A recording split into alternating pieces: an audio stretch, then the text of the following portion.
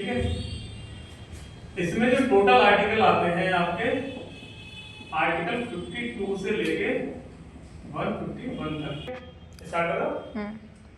Part 5 union government, total article है आपके 52 से लेके 151 तक। संघ सरकार या केंद्र सरकार कर लो। लेकिन इसमें जो आपको ध्यान रखना है वो क्या ध्यान रखना है, इसको 5 पार्टों में डिवाइड किया गया या 5 चैप्टर में डिवाइड किया गया है। वो 5 चैप्टर में अलग अलग सेगमेंट की बात की गई है। वो अलग अलग सेगमेंट आजकल एसएससी वगैरह में पूछा जा रहा है कि किस चैप्टर से मतलब कौन सा आर्टिकल रिलेटेड है। तो 5 जो चैप्टर हैं उन 5 चैप्टर को अलग अलग यहाँ देखते हैं। उसमें ये देखो कि किस चैप्टर में कितने आर्टिकल दे रखे हैं। जैसे इसमें आता है चैप्टर फर्स्ट आपका, चैप्टर फर्स्ट रहता है आपका एग्जीक्यूटिव से, एग्जीक्यूटिव कार्यपालिका।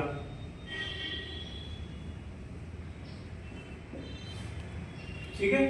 अब कार्यपालिका की बात की जाएगी तो आर्टिकल 52 से लेकर 78 तक ये केवल कार्यपालिका के रहेंगे, एग्जीक्यूटिव के रहेंगे। ठीक है। एग्जीक्यूटिव में कौन आता है? जो लोग लेजिस्लेचर में होते हैं, मतलब जो लोग आपके विधायिका में होते हैं वही लोग कार्यपालिका में होते हैं। मतलब विधायिका वो सदन होता है या वो पर्टिकुलर ग्रुप होता है जिसमें जीते हुए सारे मेंबर होंगे। ठीक है।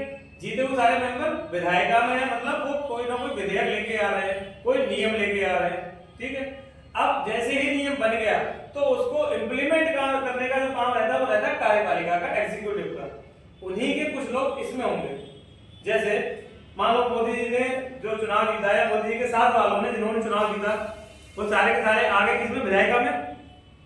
लेकिन विधायिका में से कुछ ही तो मंत्री बनेंगे भाई। सदन में अगर बात की जाएगी जितने लोग जीते हुए सारे वोटिंग करेंगे, लेकिन उनमें से मंत्रालय किसी किसी के पास होगा, सबके पास मंत्रालय नहीं होगा। अब जिनके पास मंत्रालय है वो लोग उस विधायिका में भी जीते हुए हैं और कार्यपालिका में उनको अलग विभाग दे दिया गया। उस विभाग के हिसाब से अब उन्होंने कोई नियम बनाया। मान लो जैसे मोदी जी ने ये कहा कि बिहार में मखाना बोर्ड बनाएंगे, बिहार में मखाना बोर्ड बनाएंगे। क्यों बनाएंगे? क्योंकि लगभग उत्तर प्रदेश से ही यूपी से उसे बिहार से सबसे ज्यादा मखाना आपका एक्सपोर्ट किया जाता है ऑल ओवर इंडिया में, लगभग 70 से 80% मखाना। उसके लिए बोर्ड बनाएंगे। अब बोर्ड बनाएंगे तो एक कॉन्स्टिट्यूशनल बॉडी बनेगी। अब कॉन्स्टिट्यूशनल बॉडी बनेगी उसके बाद यहाँ पर बात की जाएगी जो फूड और प्रोसेसिंग मंत्री हैं। कौन है? चिराग पासवान, वो बिहार से। इसीलिए तो मखाना बोर्ड की बात आई है क्योंकि वो वहां पर देख रहे हैं। तो चिराग पासवान एक तो जीते हुए कैंडिडेट है, दूसरी बात प्रेजेंट गवर्नमेंट में उनके पास प्रोसेसिंग जो मिनिस्ट्री है वो उनके पास दे रखी है, फूड और प्रोसेसिंग वाली। जिससे कि अब ये सारी चीजें जो आपका ये रह जाता है मखाना बोर्ड, उसके लिए ज्यादा इंपॉर्टेंट हो जाती है।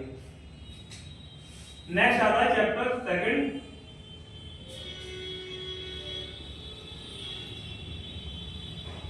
चैप्टर सेकंड आता है आपका पार्लियामेंट। पार्लियामेंट यानी कि संसद। यहां पर आपका आर्टिकल 79 से लेकर और आपका आता है 122 तक। ठीक है। अब यहां पर बात की जाएगी पार्लियामेंट की। अच्छा, पार्लियामेंट की बात की जाएगी तो वहां पर लोकसभा, राज्यसभा और राष्ट्रपति तीनों के बारे में बात की जाएगी। ठीक है। कि पार्लियामेंट में 2 सदन है, इन सदनों में कैसे कार्रवाई होगी, कैसे कैसे काम चलेगा, उसके बारे में बताया जाएगा। नेक्स्ट है आपका चैप्टर थर्ड,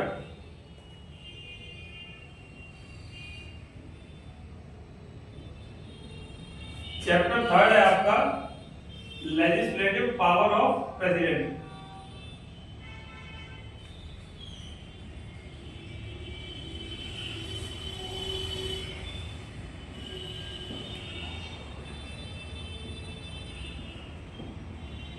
राष्ट्रपति की विधायी शक्तियां।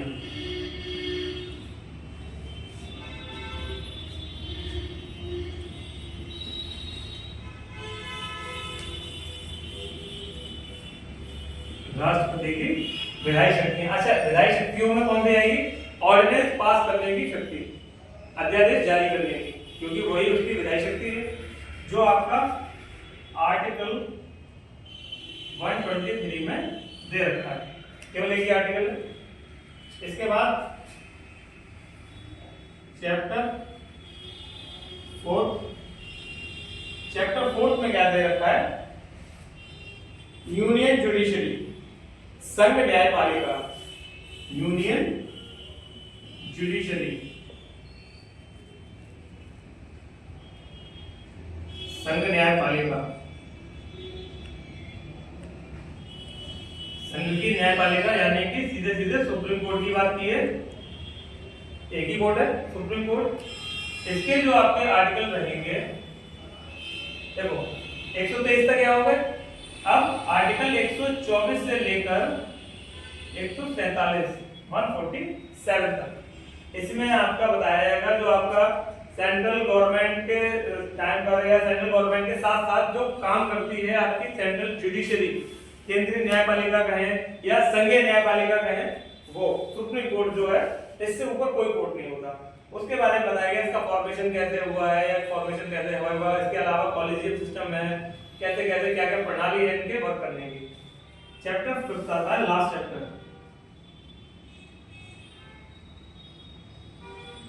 चैप्टर 5। इसमें बात की जाएगी सीएजी की, CAG, controller and auditor general, ठीक है, नियंत्रक एवं महालेखा परीक्षक।